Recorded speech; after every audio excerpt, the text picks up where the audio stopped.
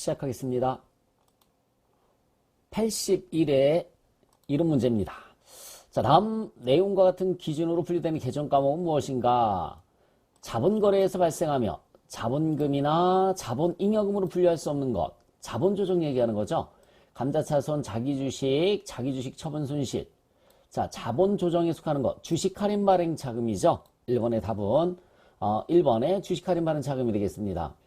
자, 임의적립금은 이익잉여금이고요. 주식 발행 초과금은 자본잉여금, 이익준비금은 이익잉여금에 속하는 겁니다. 답은 1번 주식 할인 발행 자금이 자본조정에 속하는 거예요. 재무상태표 일부이다. 손익계산서에 기록될 대손상각비는 얼마인가? 라고 물었습니다. 기초에 대손충당금이 얼마 있냐면 73,000원 있고요. 기중 대손발생액이 30,000원이다 라고 나와 있습니다. 자, 그러면 매물 한번 해볼까요? 기초에 대손충당금이 73,000원인데 대손발생액이 30,000원이다 라고 나와 있어요. 그러면은 분계가 대변의 매출채권 또는 뭐 외상매출금 이렇게 되겠죠. 대변의 외상매출금이 30,000원. 자, 기초에 충당금이 73,000원 있으니까 30,000원 충분히 써먹을 수 있잖아요. 차변에 대손 충당금이 30,000원입니다. 그러면 대손 충당금 잔액은 73,000원에서 30,000원을 써먹었으니까는 43,000원이 나와 있을 거예요. 43,000원. 기말 매출 채권은 500만원이고요. 대손 충당금은 11만원이 됐습니다. 43,000원짜리가 11만원이 됐으니까 결국은 추가로 설정한 게 차변의 대손상각비. 차변의 대손상각비가 11만원이 됐다고 그랬죠? 그럼 43,000원 빼면 67,000원만큼 추가로 설정을 한 겁니다. 대손상각비 67,000원, 대변에는 대손충당금 금액은 67,000원이 돼요. 자, 물음이 대손상각비를 물었습니다. 그러니까 대손상각비는 67,000원. 답은 3번이 답이 되겠죠. 자, 현금 배당이 결의된 이후, 자, 결의됐을 때까지 분계를 하면 현금 배당금을 주겠다라고 결의만 했지 아직 안 줬기 때문에 미지급 배당금으로 분계가 되는 거예요. 미지급 배당금, 차변에는 2월 이익잉여금, 차변에는 2월 이익잉여금 이렇게 결의가 됐을 때 분계입니다. 실제 현금으로 배당이 지급된 시점이라고 그랬죠? 네, 그러면은 차변의 미지급 배당금, 차변의 미지급 배당금, 대변의 현금 이렇게 분계가 돼서 이 현금으로 지급된 시점에 거래 요소의 결합관계를 물었습니다. 자, 미지급 배당금은 부채죠. 부채가 감소됐고요. 현금은 자산이죠. 자산이 역시 마찬가지 감소가 됐습니다.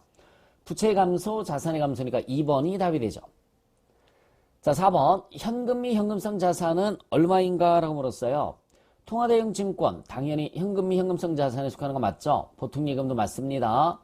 우편은 현금이 아니에요. 정기예금도 현금이 아니죠. 취득 당시 만기가 3개월 이내에 도래해야 되기 때문에 이것도 해당 사항이 없습니다. 결국은 2개만 더해주시면 되는 거죠. 답은 1번에 50만원이 답이 되는 겁니다. 자, 회계상 거래가 아닌 것은 계약하다, 주문하다, 약속하다, 종업원을 채용하다 뭐 이런 것들이에요. 자, 현금을 예금했으니까 현금 나갔죠. 거래 맞아요. 보험료를 현금으로 지급을 했으니까 역시 마찬가지 거래 맞습니다. 차입하기로 결정만 했지 차입을 안 했잖아요. 자, 3번이 회계상의 거래가 될 수가 없습니다. 주가가 하락하면 단기매매 증권 평가손실이라고 하잖아요. 주가가 하락하면 단기매매 증권 평가손실 거래 맞아요. 6번 문제를 한번 보도록 하겠습니다. 자산과 부채가 다음과 같을 때 자본은 얼마인가? 이렇게 물었습니다. 우리 자본 어떻게 구해주죠? 자산 마이너스 부채입니다. 자산 마이너스 부채는 자본이 되겠죠. 자산 마이너스 부채는 자본. 자, 상품 자산이고요. 대여금도 자산, 현금 자산, 비품이 자산입니다. 자산을 모두 다 더해주시면 23만원이 되겠죠. 자산을 모두 더해주시면 23만원이고요. 나머지 부채 9만원이 있습니다. 9만원을 빼줬더니 자본은 14만원. 4번이 답이 되겠습니다. 6번의 답은 4번. 자, 총평균법에 의한 기말 상품 재고액을 물었어요. 자, 그러면 기초상품에 매입액이 있어요. 그러면 두 개를 더해주시면은, 이렇게 두 개를 더해주시면은 1000개가 될 겁니다. 1000개. 금액은, 자, 100개 곱하기 2,000원 하면 20만원이죠. 20만원. 그리고 900개 곱하기 3,000원 하면 270만원입니다. 두 개를 더해주시면 290만원이죠. 290만원. 290만원 나누기 1000개를 내주시면은 2,900원이, 네, 2,900원이 평균 단가가 되는 겁니다. 2,900원이 평균 단가. 자, 800개를 판매를 했으니까 200개가 남아있겠죠. 기말 재고가 1000개 중에서 800개를 판매했으니까는 200개가 나와 있어요. 그러면 2,900원 평균 단가 계산이 됐으니까 곱하기 200개에서 58만원. 네, 3번이 답이 되겠네요. 자, 8번. 주주나 제3자 등으로부터 현금이나 기타 재산을 무상으로 증여받았을 때 이것을 우리가 자산 수중이익이라는 말을 쓰죠. 원가 문제입니다. 농업비의 당월 발생액을 계산하면 얼마인가? 라고 물었습니다. 농업비의 당월 발생액을 계산하면 얼마인가? 자, 이거는 간단한 공식을 제가 써드려 보도록 하겠습니다. 당지, 당미, 전선은 도하고, 나머지를 빼주시면 돼요. 나머지를 빼주시면, 자, 발생액, 다른 말로 소비액이라고 합니다. 발생액, 다른 말로 소비액이 계산이 되는 거죠.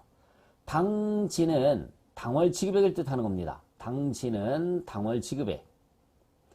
당미는 당월 미지급액을 뜻하는 거예요.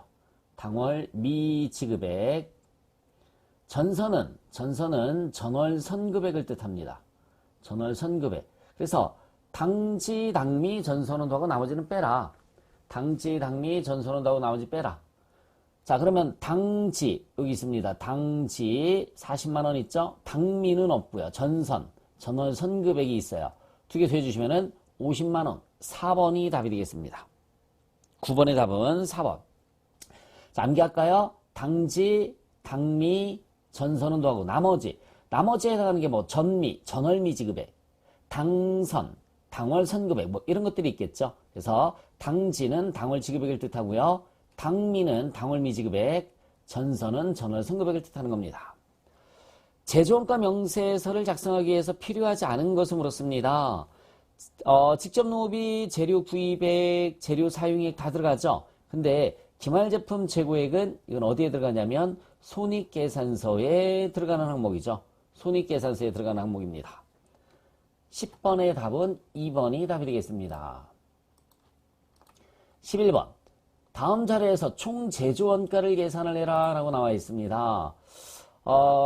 총 제조원가를 계산을 해라. 단기에 총 제조원가는 뭐뭐뭐 더해주시면 되느냐면 직접 재료비 플러스 직접 노무비예요. 직접 노무비 플러스 제조간접비를 계산을 해주시면 돼요. 직접 재료비, 직접 노무비 플러스 제조간접비입니다. 자, 그러면은 직접 재료비는 일단은 직접 재료비 플러스 직접 노무비 플러스 제조간접비고요. 직접 재료비가 500만 원에 구입을 했어요. 이게 직접 재료비가 아니죠. 여기 기초 원재료 재고액이 50만 원 있고요. 기말 원재료 재고액이 200만 원 있어요. 그러면 기초 원재료 50만 원에서 500만 원을 더해주시면 550이죠.